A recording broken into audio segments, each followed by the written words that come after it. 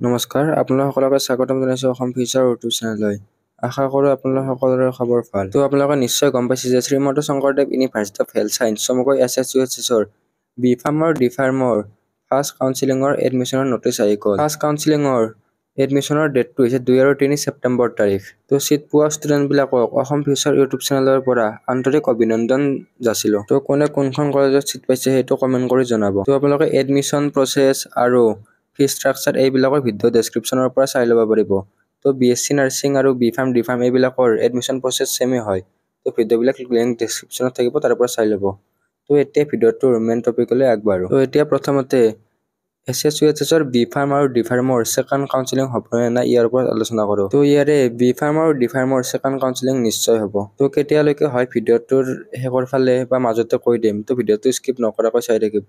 তো এইখন হৈছে বি ফাৰ্মৰ মেৰিট লিষ্ট। তো ইয়াতে কিমানটা ষ্টুডেণ্টে চিট পাইছে সেইটো দিয়া আছে।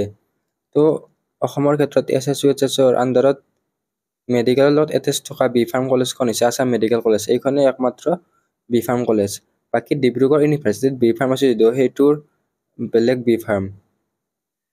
তো সেইটো বি ফাৰ্মৰ ওপৰত অলৰেডি ভিডিঅ' আছে। তো সেইটোৰ অলৰেডি চিট ফিল আপ হৈ গৈছে। তো এতিয়া SSUHSৰ আছাম মেডিকেল কলেজৰ বি ফাৰ্মত চাব পাৰে। তো ইয়াতে 30টা চিট আছে। তো এতিয়ালৈকে ইয়াৰে চিট 26টা ফিল আপ হৈছে। এতিয়ালৈকে 4টা চিট আছে আৰু ইয়াতে উইথহেল্ড কিছুমান কেণ্ডিডেটৰ উইথহেল্ড আহিছে। তো PWDৰ ক্ষেত্ৰত সকলোবিলাক কেণ্ডিডেটৰে উইথহেল্ড আহিছে। তো বাকী ইয়াতে আনৰিজাৰ্ভ কেটেগৰী এটা কেণ্ডিডেটৰ উইথহেল্ড আছে। তো ইয়াতে OBCৰ ক্ষেত্ৰত চিট এতিয়াও খালী আছে। তো ইয়াতে যদি কোনোবা কেণ্ডিডেটৰ বি ফাৰ্মত ৰেংক 100ৰ ভিতৰত আছে OBCৰ ক্ষেত্ৰত, তো তেওঁলোকে বি ফাৰ্মত চিট পোৱাৰ সম্ভাৱনা আছে।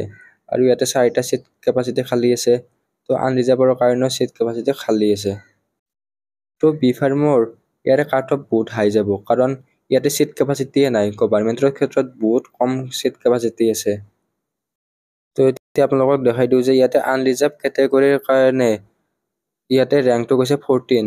তো যিবিলাকৰ ৰেংক 14ৰ ভিতৰত আছে, তো তেওঁলোকে আনৰিজাৰ্ভ কেটেগৰীত বি ফাৰ্মত চিট পাইছে। Next STP। তো STPৰ ক্ষেত্ৰত ইয়াৰে ৰেংকটো গৈছে 52। নেক্সট EWSৰ মাত্ৰ এজনে চিট পাইছে। EWSৰ ক্ষেত্ৰত ৰেংকটো গৈছে 26। তো SCৰ ক্ষেত্ৰত ৰেংকটো হৈছে 35। OBCৰ ক্ষেত্ৰত ৰেংকটো হৈছে 87।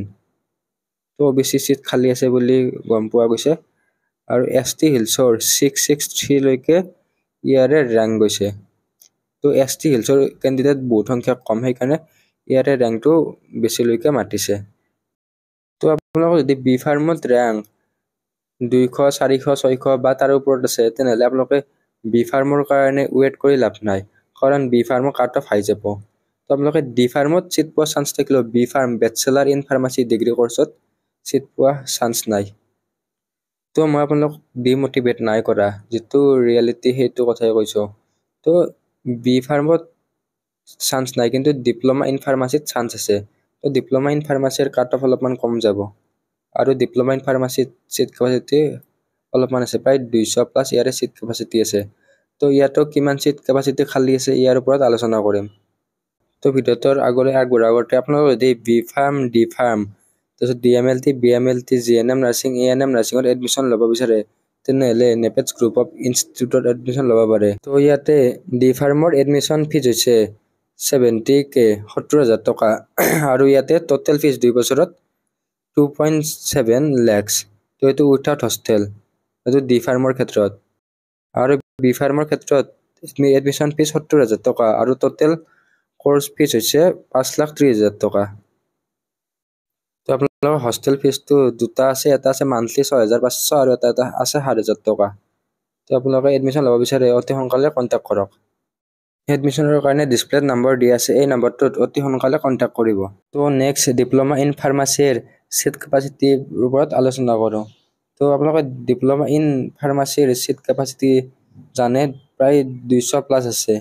তো এনে অফিচিয়েলি বা DMEৰ ৱেবছাইটত চালে 200টা হ'ব, কিন্তু ইয়াৰে 200টাতকৈ অধিক চিট আছে। তো এতিয়া ছেকেণ্ড কাউন্সিলিং কেতিয়ালৈকে হ'ব পাৰে? তো বি ফাৰ্মৰ, ডি ফাৰ্মৰ ছেকেণ্ড কাউন্সিলিং একেলগে হ'ব। তো ইয়াৰে কাউন্সিলিঙৰ আপোনালোকৰ সম্ভাৱ্য ডেট বা তাৰিখটো আপোনালোকে ছেপ্টেম্বৰৰ লাষ্ট উইক বা ছেপ্টেম্বৰৰ 20 তাৰিখৰ পাছত ধৰিব পাৰে।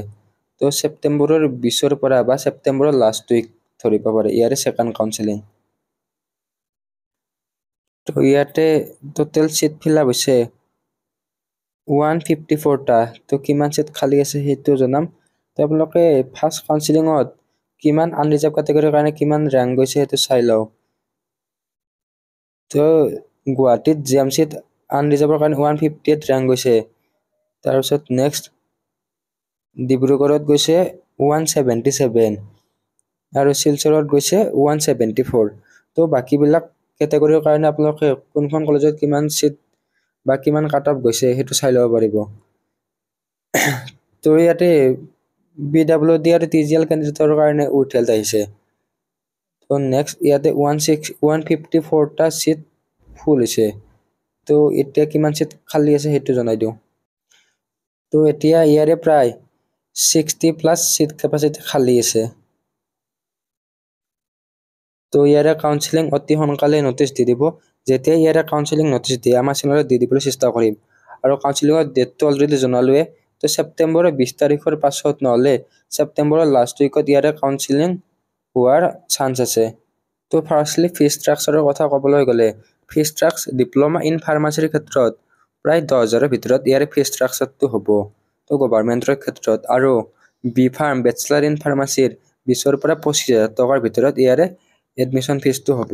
তো ফিজ ষ্ট্ৰাকচাৰৰ ভিডিঅ' আছে। তো ফিজ ষ্ট্ৰাকচাৰৰ ভিডিঅ'টো ডেছক্ৰিপশ্যনত দি দিম, তাৰ পৰা চাই ল'ব পাৰিব, নহ'লে ওপৰৰ আই বাটনত দি দিম, তাৰ পৰা চাই ল'ব পাৰিব। তো নেক্সট এতিয়া কি ডকুমেণ্ট লাগে তো ডকুমেণ্টখিনি চাই লওঁ। তো ইয়াতে ডকুমেণ্টবিলাক অৰিজিনেল আৰু জেৰক্স দুয়োখিনিয়ে লাগিব। আৰু ইয়াতে যি জেৰক্স আছে অৰিজিনেলখিনি সেইখিনি কলেজে ৰাখি ল'ব। তো প্ৰথমতে মেট্ৰিকৰ এডমিট কাৰ্ড, মাৰ্কশ্বিট আৰু পাছ চাৰ্টিফিকেট লাগিব। তো ক'ভিড বেটছৰ ক্ষেত্ৰত যদি এডমিট কাৰ্ড নাই তেনেহ'লে সিহঁতৰ একো প্ৰব্লেম নাই, কিন্তু বাকীকেইটা বেটছৰ কাৰণে মেট্ৰিকৰ এডমিট কাৰ্ডখন, মেট্ৰিকৰ মাৰ্কশ্বিট, মেট্ৰিকৰ পাছ চাৰ্টিফিকেট লাগিব। নেক্সট হাই ছেকেণ্ডাৰী এডমিট কাৰ্ড আৰু হাই ছেকেণ্ডাৰীৰ মাৰ্কশ্বিটটো লাগিব আৰু হাই ছেকেণ্ডাৰী পাছ চাৰ্টিফিকেট এইখিনি লাগিব। Next PRC permanent resident certificate. তো বহুতে PRCৰ বিকল্পৰ কথা সুধি থাকে। তো ইয়াতে PRCৰ বিকল্প একো নাই, PRCখনে লাগিব। যদি আপোনালোকৰ PRC নাই তেনেহ'লে অতি সোনকালে বনাই ল'ব। নেক্সট কাষ্ট চাৰ্টিফিকেট, আপোনালোকে যিটো কেটেগৰীৰ পৰা বিলং কৰে সেই কেটেগৰীৰ কাৰণে চাৰ্টিফিকেটটো লাগিব। আৰু OBCৰ ক্ষেত্ৰত NCL চাৰ্টিফিকেট লাগিব। তো মই বেছিভাগ ভিডিঅ'ত ক'ব যে OBCৰ কাৰণে NCL চাৰ্টিফিকেটখন লাগিব। নেক্সট CWৰ এডমিট কাৰ্ড আৰু স্ক'ৰ কাৰ্ড। তো আপোনালোকে বহুতে এটা বস্তু ভুল কৰে, CWৰ যিখন এডমিট কাৰ্ড আছে সেইখন জেৰক্স নকৰি ডাইৰেক্ট সেইখনে জমা দি থৈ আহে। তো আপোনালোকে ফটোকপি মাৰি ল'ব আৰু ইয়াৰে 2-3 কপিমান জেৰক্স উলিয়াই থ'ব। নেক্সট আপোনালোকে যদি জেনেৰেলৰ EWS কেটেগৰীৰ পৰা বিলং কৰে তেনেহ'লে EWS চাৰ্টিফিকেটখন লাগিব। তো এইখিনি ইয়াতে ডকুমেণ্টখিনি অৰিজিনেল আৰু জেৰক্স লাগিব। তো এই ভিডিঅ'টোত এইখিনি আছিল। তো যেতিয়া ইয়াৰ ছেকেণ্ড কাউন্সেলিঙৰ নটিচ বা কিবা নতুন নটিচ আহে তো আমাৰ চেনেলত দি দিবলৈ চেষ্টা কৰিম। তো চেনেলটো ছাবস্ক্ৰাইব কৰি কাষত থকা বেল আইকনটো অন কৰি থৈ দিব আৰু আমাৰ হোৱাটছআপ গ্ৰুপত জইন হৈ ল'ব, লিংক ডেছক্ৰিপশ্যনত দিয়া থাকিব। আৰু আপোনালোকৰ কিবা সুধিব লগা থাকিলে ইনষ্টাগ্ৰামৰ লিংক দিয়া আছে, তো ইনষ্টাগ্ৰামৰ থ্ৰুদিও আপোনালোকে সুধিব পাৰিব। তো এই ভিডিঅ'টোত এইখিনি আছিল। চেনেলটো ছাবস্ক্ৰাইব কৰি থৈ দিব। ধন্যবাদ।